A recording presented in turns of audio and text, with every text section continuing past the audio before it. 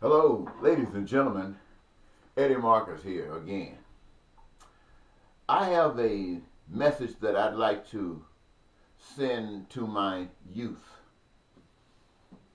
and I'd like to invite you to share it with me as I do it. To my youth, I'd say, growing up in the South, Mississippi, on a plantation, mother very young, 14, maybe 15 when I came into the world, living in poverty with her mother, who had about 9 or 10 kids at the same time. So I ended up living with my grandmother's mother. They took me, and it was a beautiful thing to be raised by someone. I never knew what it was like to be abandoned. Someone was, in fact, as I grew up, I found out that a couple of my aunts were really fighting over who would really get me. I was kind of important to somebody at that time, and that was something good to look back at, even though those messages were had been handed up to me. And so I appreciate that. I appreciate it all. But just living in poverty in such a young age, and everybody around us was basically in the same situation. So we didn't really know that we were poor, except when we saw magazines and opened those pages and saw all the things that were going on other places that were not happening around us, and made us dream and hope that somehow, someday, some way, we could possibly reach out and enjoy some of that. I remember just growing up, even little kids, I had ambitions. I remember being sixth grade, and I had this, I guess, childhood crush on a classmate of mine. And May Day was coming around. May Day is the day we would be, everybody have recreations. We'd have baseball games and platinum maypole, special events. And back in these days, a Coca-Cola cost 6 cents and a hot dog cost a dime. And I wanted to be special on this particular day and be able to give my girlfriend, my crush, a hot dog and a Coke. But couldn't have that kind of money. So I remember this night I decided that I was going to sneak in my grandfather's room and go in his pocket and get enough money, maybe 50 cents or something like that, or a dollar. And when he was asleep, I went in and I got his pants down and went in and got his wallet out. And I was taking out a dollar, and the wallet seemed to be so fat. I thought, well, he wouldn't miss another dollar. And he would miss another dollar, so I gave me $3 out. And I fastened it up, put it back in, got up the next morning, I had put it in my shoe, got ready to go to school, and headed to school, and got a great distance from my home, and got the $3 out of my shoe, and had three twenties. Three twenties. I'm sixth grade. Got three twenties in my hand. $60. What am I gonna do with $60? Wow. Should I take it back?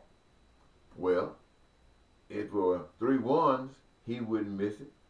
So if it's three twenties against a stack of other twenties, he won't miss it. My young mind said. Man, I went and bought a watch, big watch, bought me a bicycle. My little uncle, we're about the same age. My mother's brother lived with the same great grandparents that his grandparents, my great grandparents. And anyway, make a long story short, I got busted. I got busted, and I want you to know, one of these days, or maybe on some other video, you'll see a little bit more of the details of that. But They beat the living hell out of me. Oh yes, they did. I mean, so Eddie, stay away from things like that. However, when you were poor, all kinds of things have to happen.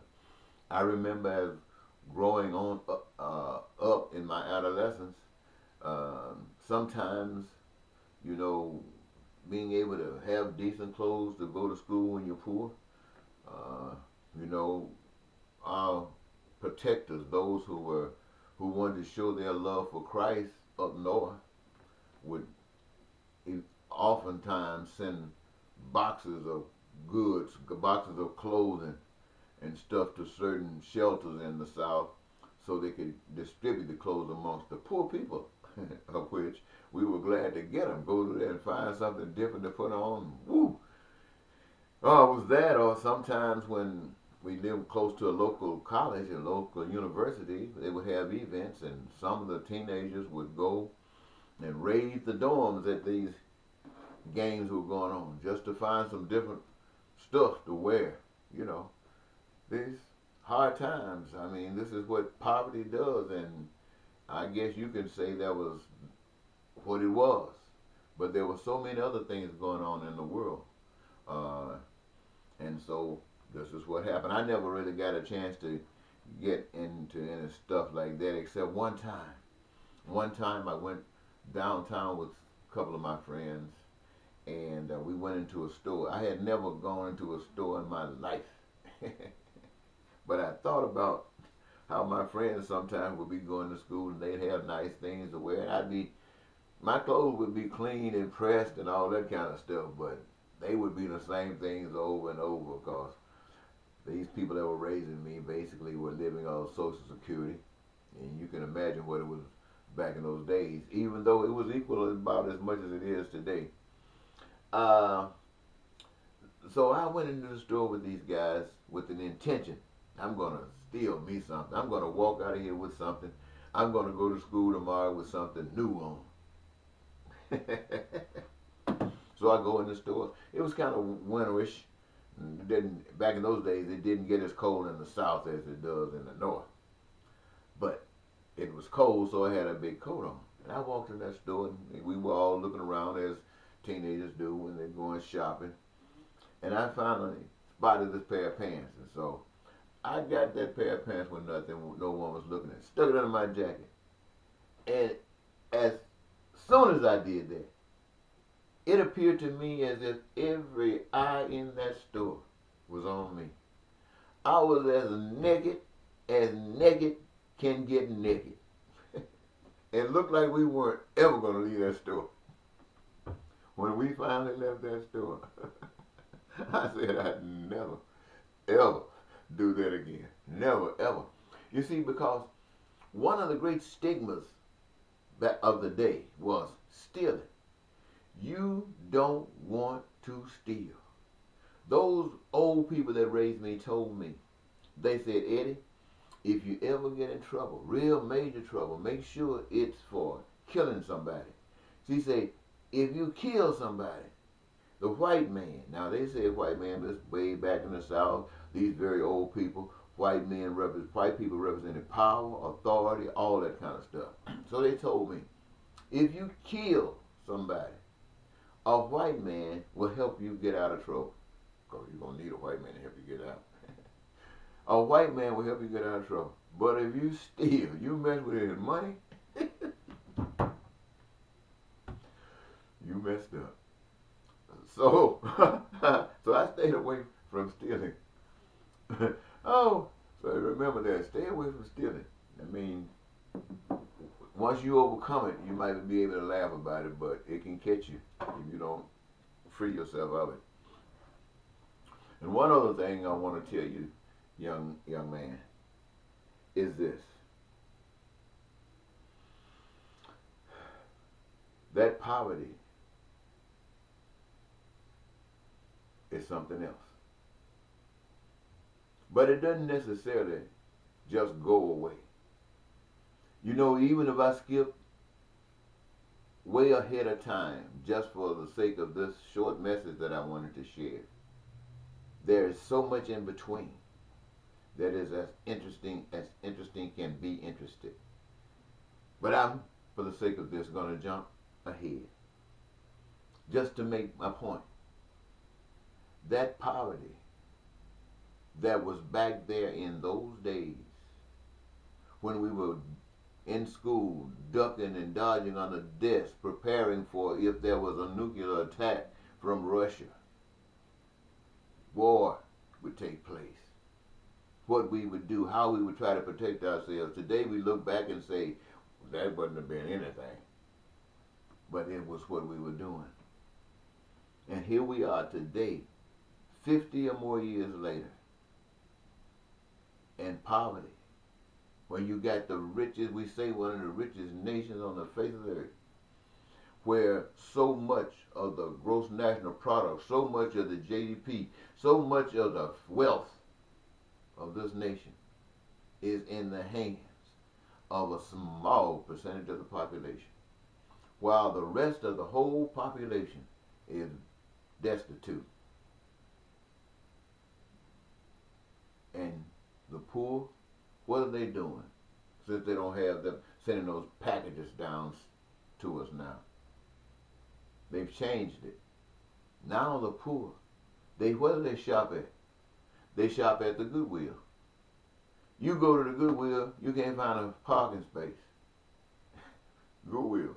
And the prices at the Goodwill are not like they used to be. The Goodwill prices used to be low. You might go into Goodwill now and got to pay $40 to $50 for a pair of shoes. You see how that works? Where it happens to the poor. So where do the poor go and get their groceries? They go to the dollar store. Dollar store.